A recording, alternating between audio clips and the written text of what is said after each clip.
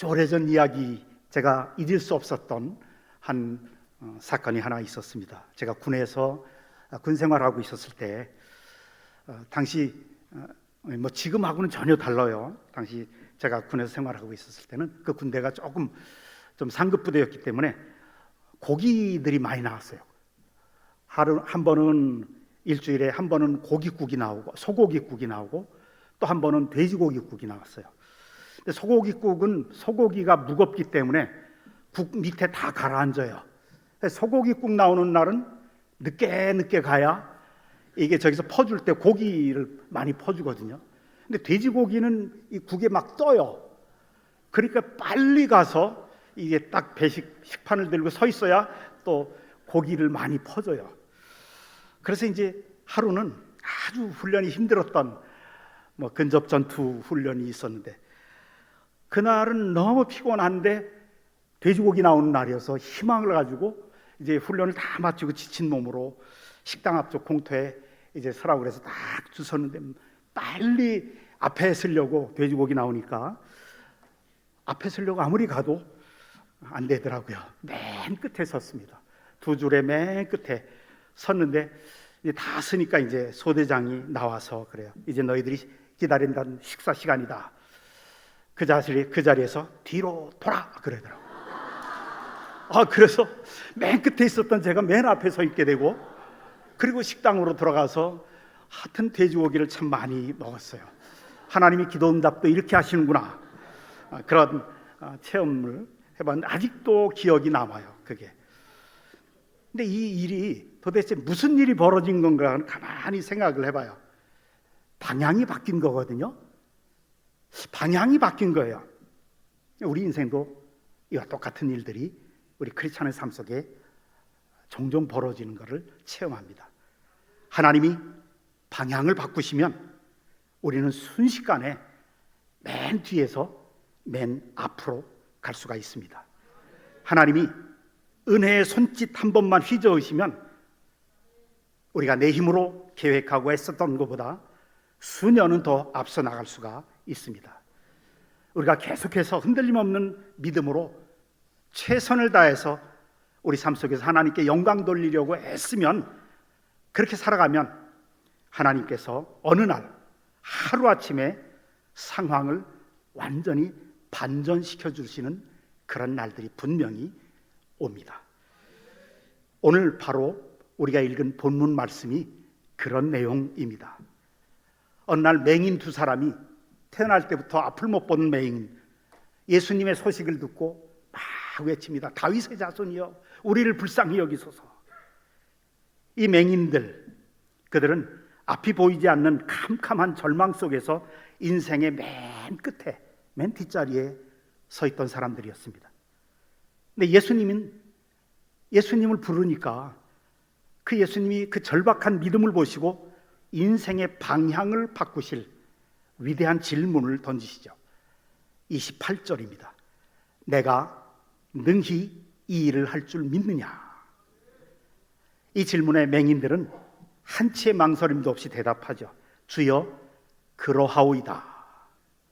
그러자 예수님이 그들의 눈을 만지시면서 선포하시죠. 29절에 너희 믿음대로 되라. 그래요. 눈을 떠라가 아니고, 누나 떠져라도 아니고, 너희 믿음대로 되라. 만약 이 두 사람이 예수님이 하신 그 말을 믿지 못해서 반신반의 했다면 어떻게 됐을까요? 기적은 일어나지 않았을 겁니다. 너희 믿음대로 되라. 하나님이 원하시면 그분은 기회가 알아서 우리를 찾아오게 만드실 수가 있습니다. 하나님은 우리에게 뜻밖의 복을 주시는 분이십니다. 갑자기 내 인생에 꼭 필요한 사람을 만나게 하시거나 내가 포기했던 내 건강 호전되게도 하십니다. 하나님이 역사하시면 그토록 열리지 않았던 문들이 마침내 열리게 될 것입니다. 수년간 질질 끌던 문제들이, 나를 괴롭히던 문제들이 갑자기 해결되는 역사가 나타날 것입니다. 하나님의 은혜 한 번이면 하나님이 나에게 은혜 한 번 주시면 내 인생의 방향이, 인생의 상황이 180도로 변하게 된다는 말씀입니다. 우리가 변함없이 믿음으로 하나님께 영광 돌리면서 살다 보면 우리 능력으로는 꿈도 꿀 수 없는 그런 자리에 앉아있게 될 것입니다. 왜 이런 일들을 우리에게 베풀어 주실까요? 왜냐하면 우리는 그저 이 세상에 치이고 사람들에게 치이고 그러면서 평범하고 열매 없고 불만족스러운 삶을 살도록 창조된 존재가 아니기 때문에 그렇습니다. 하나님은 우리를 이 세대에 정말 믿음의 커다란 족적을 남길 귀한 생애를 살아가도록 우리를 그렇게 창조하셨고 우리의 삶에 그렇게 계획을 세워주셨기 때문에 그렇습니다. 그래서 여러분, 우리 앞에는 지금보다 훨씬 더 높은 수준의 영광스러운 미래가 기다리고 있습니다. 지금보다 하나님이 더 크게 쓰실 수 있는 그런 미래가 요소요소에 그 은혜의 요소들이 우리의 가는 길에 하나님이 매설해 놓으시고 하나님이 깔아 놓으셨습니다. 그래서 우리가 하나님의 은혜를 담대하게 구하고 어떤 절망적인 상황 속에서도 주님께 영광 돌리는 믿음으로 살아가기만 하면 하나님이 복의 홍수를 우리에게 보내주실 줄로 믿습니다. 여러분, 하나님이 우리 인생의 방향을 바꿔주시면 닫힌 문이 느닷없이 열리게 됩니다. 갑자기 상황이 나에게 유리하도록 변하게 될 것입니다. 우리 힘으로는 도저히 할 수 없는 그런 일들, 훨씬 더 큰 은혜가 우리에게 임할 것입니다. 그리고 그 은혜가 임하면 절대 불가능하다고 말하던 그 일들이 가능하게 됩니다. 병원에서 포기했던 그 불치병을 이겨내게도 될 것입니다. 이런 일들을 저는 여러 차례 겪어봤습니다. 아마 우리 가운데 이런 일들 여러 번 겪으면서 살아가시는 분들이 많이 있을 겁니다.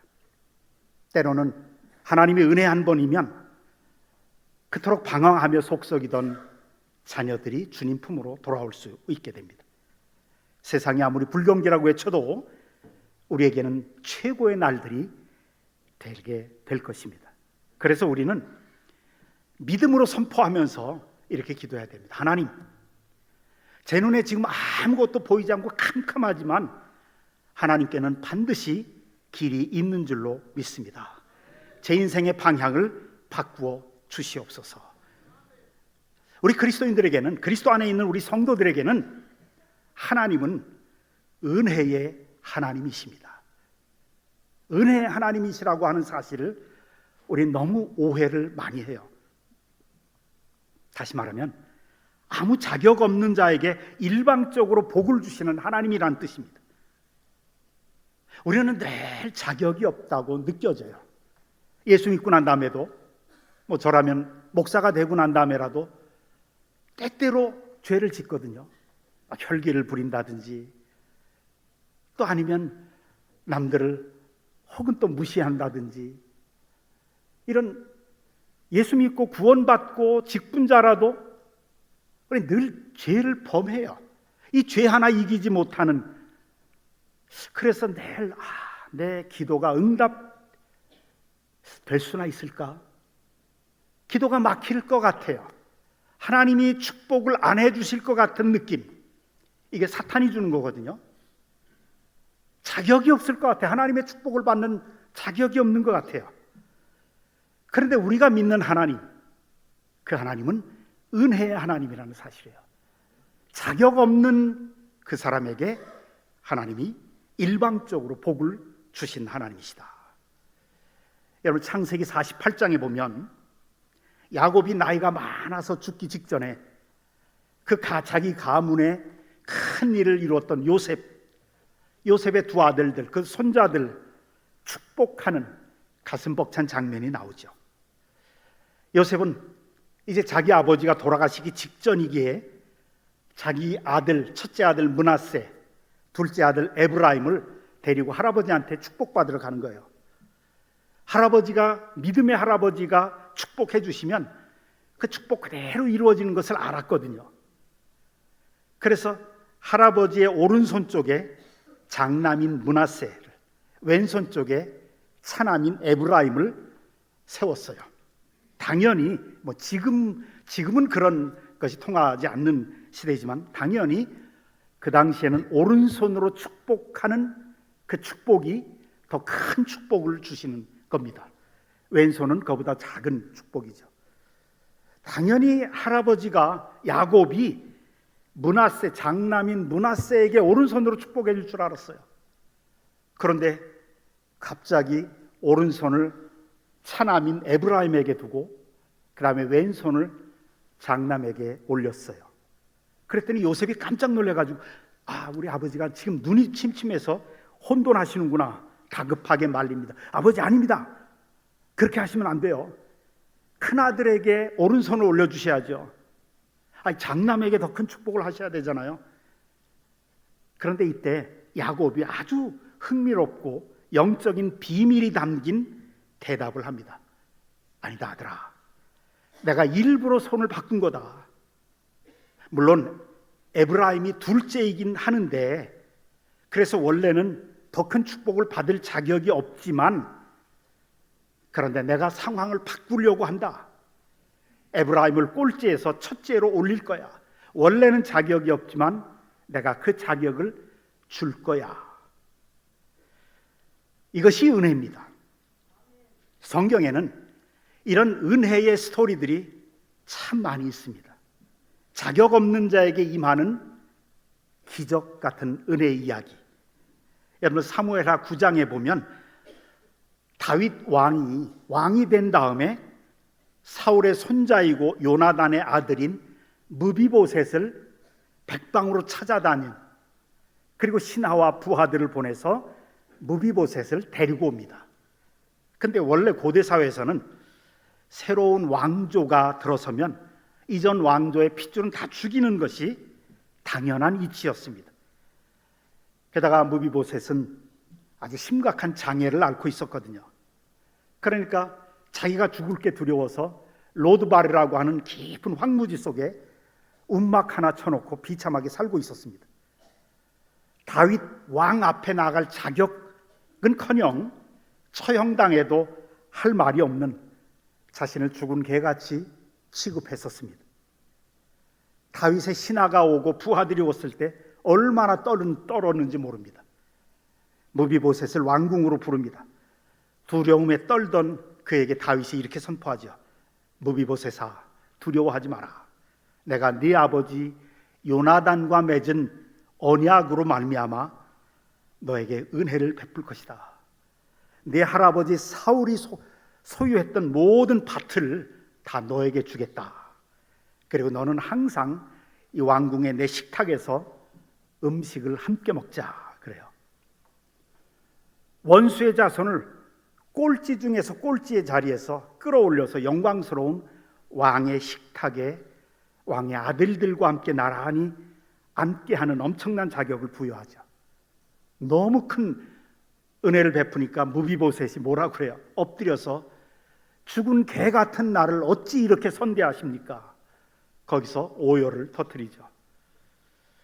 우리 하나님이 바로 이런 분이시라는 것을 상징적으로 우리에게 알려주신 겁니다. 자격이 없는 자에게 복을 베풀어 주신 하나님.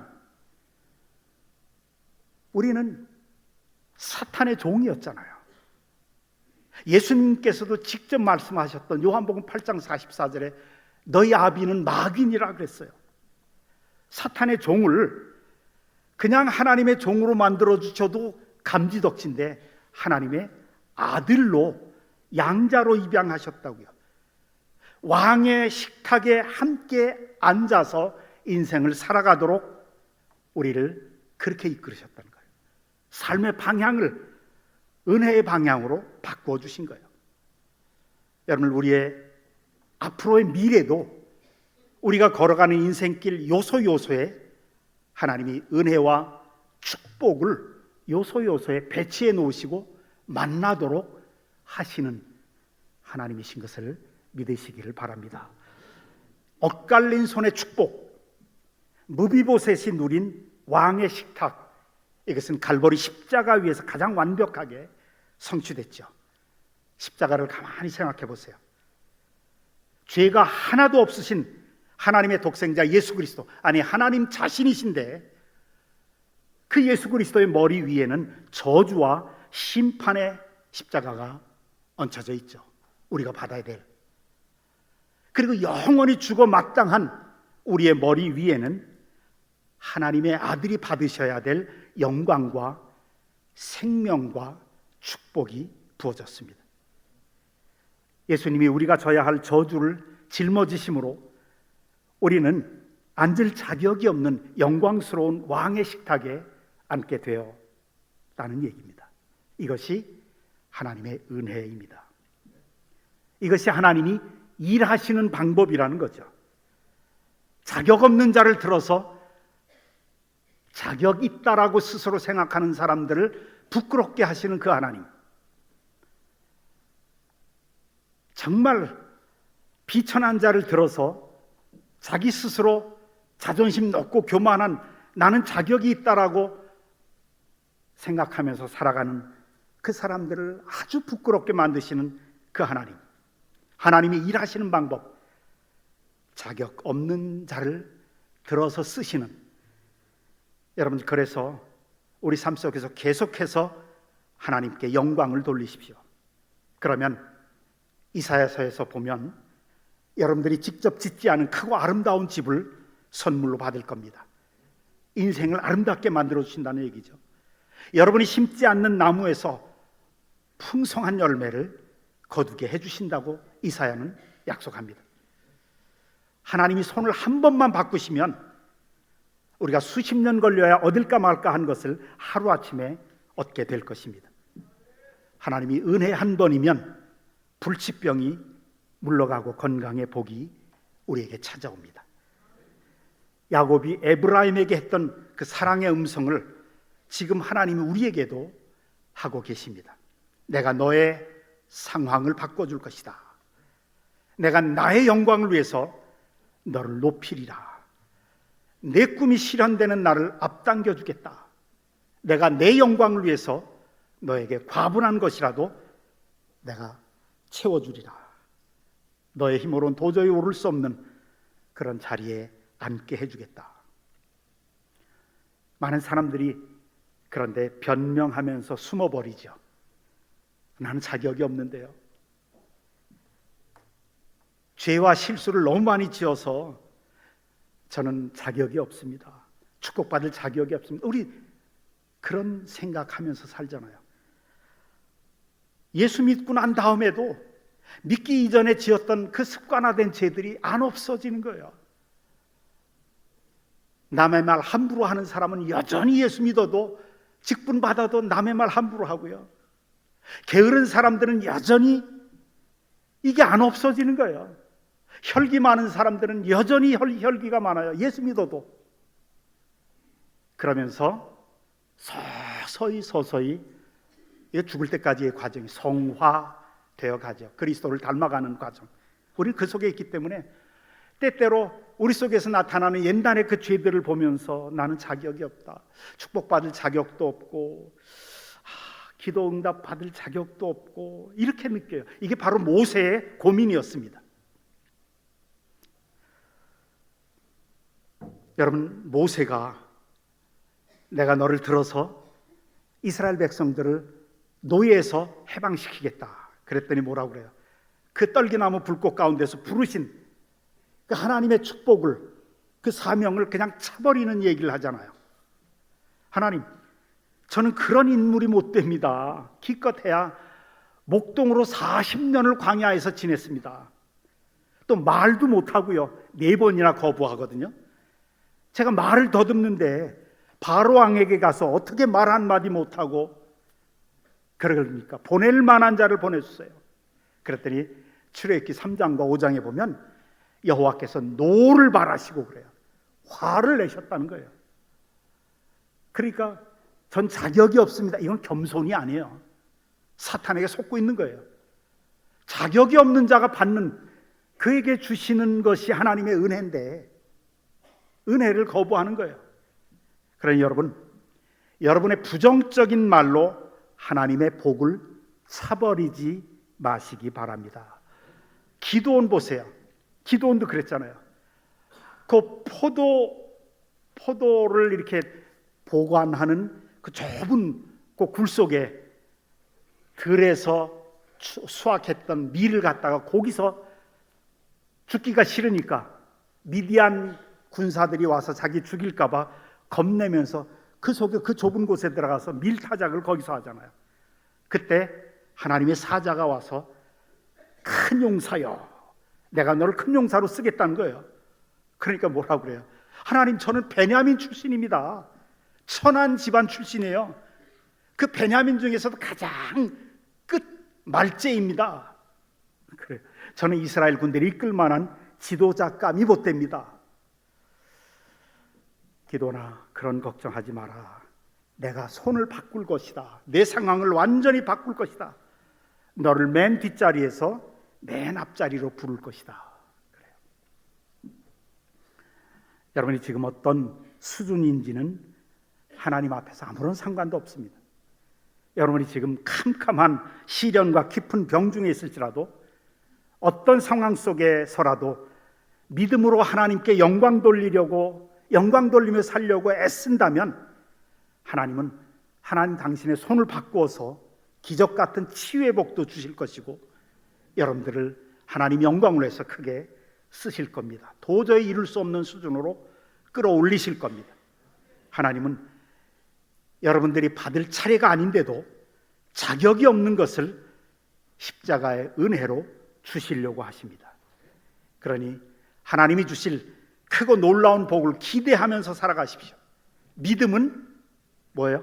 바라는 것들의 실상이다. 바라는 게 있어야죠. 뭘 바라요? 하나님의 은혜를. 우리가 바랄 수 있는 게 뭐가 있겠어요? 하나님의 은혜밖에 없어요. 자격 없는 자에게 베풀어 주시는 그런 일방적인 축복이죠. 그것을 히브리서 6장 13, 14절에서 이렇게 말해요. 하나님이 아브라함에게 약속하실 때에 자기를 가리켜 맹세하여 이르시되, 두 번째 줄이요. 아브라함이 누구예요? 저는 이걸 읽다가 이런 사람이 믿음의 조상이라니 말도 안 된다, 그렇게 생각한 적이 있었어요. 아브라함이 애굽으로 피신할 때 기근이 들으니까 자기 아내에게 뭐라고 그래요? 여보, 애굽에 들어가면 당신이 너무 예뻐서 애굽의 왕이 나를 죽이고, 우리가 부부라고 그러면 나를 죽이고 당신을 뺏어갈 것 같으니까 부부라고 그러지 말고 나를 오빠라고 그래. 요즘에야 뭐 자기 남편에게도 오빠라고 부르더라고요. 그때는 아니잖아요. 그래서 오라비라고 하면서 목숨을, 자기 아내의 정조를 희생시켜가면서 목숨을 구걸하는 그런 상황까지 오는 아주 남자로서는 정말 치사한, 이런 남자를 누가 좋아할까 그래요. 그런데 그런 아브라함에게 뭐라고 약속해요? 자기를 가리켜, 하나님 당신을 가리켜서 맹세하여 이르시되 내가 반드시 너에게 복 주고 복 주며 너를 번성하게 하고 번성하게 하리라. 자격이 없는 사람을 내가 너 복 주겠다. 우리는 이게 이해가 안 돼요. 이해가 안 되고 정말 믿기가 힘들어져요. 그런데 하나님이 말씀하셨기에 이건 진리 중에 진리입니다. 그리고 오늘 아침에 다시 한번 물어보십니다. 내가 능히 이 일 할 줄을 믿느냐? 여러분들이 어떻게 대답하느냐에 달립니다. 하나님의 은혜는 특징이 있어요. 복이 스스로 우리를 찾아오게 하는 것이 은혜입니다. 우리가 축복을 추구하는 사람들 아니에요. 우리는 하나님의 영광만을 추구하는데 복이 우리를 찾아오게 만드세요. 이스라엘 백성들이 광야 생활할 때, 약속의 땅을, 가나안 땅을 향해서 나아갈 때 40년 동안을 하늘에서 만나를 내려주셨죠. 그런데 만나를 내려주셨을 맨 초창기 때는 얼마나 좋았어요. 신기하고 이게 뭘까 그러니까 만후 이게 변해서 만나가 되는데 이게 뭘까라는 뜻의 만후가. 그러면서 너무 좋아하고 감사하고 감격했는데 이제 날마다 만나를 먹게 되니까 막 질린 거예요.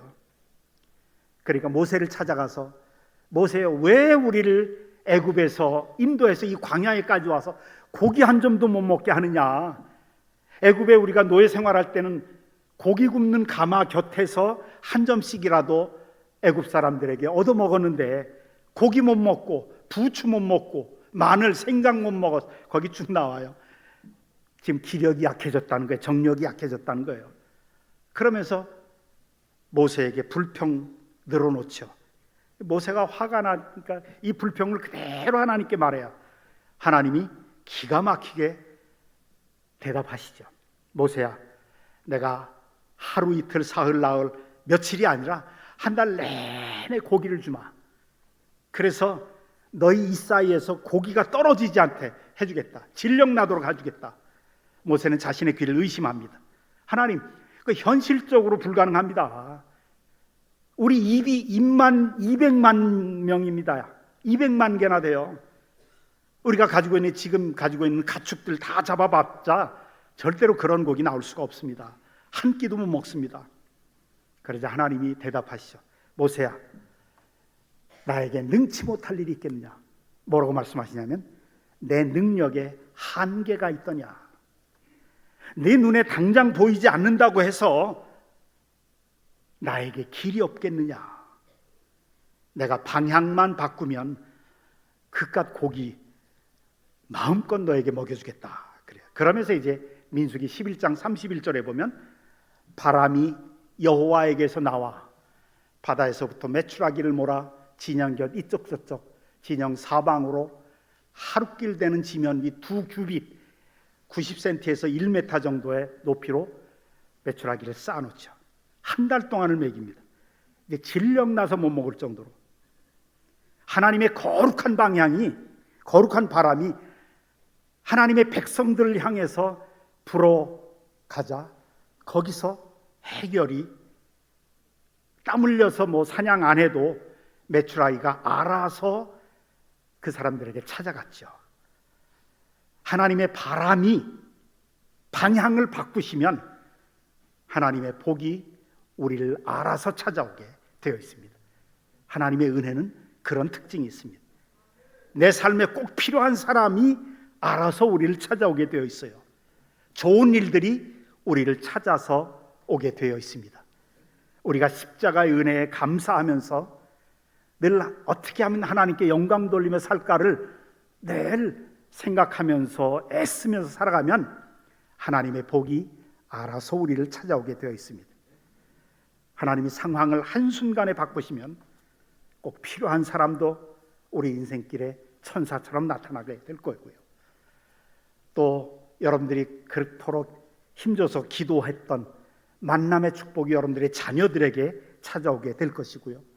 하나님의 은혜 한 번이면 기회가 우리를 향해서 날아오게 되어 있습니다. 스가랴 선지자는 이 영적인 원리를 이렇게 표현합니다. 스가랴 4장 6절에 같이 읽어보십시다. 시작. 여호와께서 말씀하시되 이는 힘으로도 되지 아니하며 능력으로 되지 아니하고 오직 나의 영으로 되느니라. 아멘.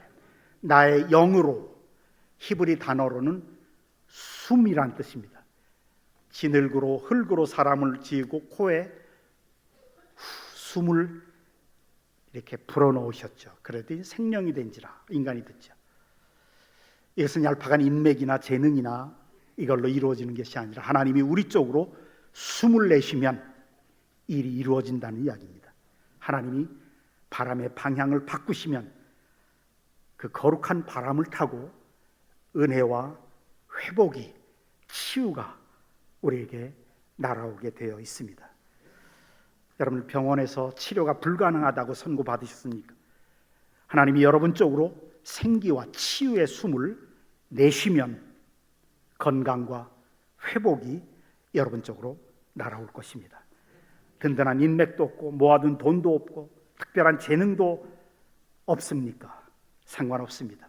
하나님이 꽉 막힌 여러분의 삶에 숨을 불어넣어 주시면 놀라운 길들이, 또 적절한 사람들이 사방에서 우리에게 찾아와서 도움을 주는 만남의 복도 받게 될 것입니다.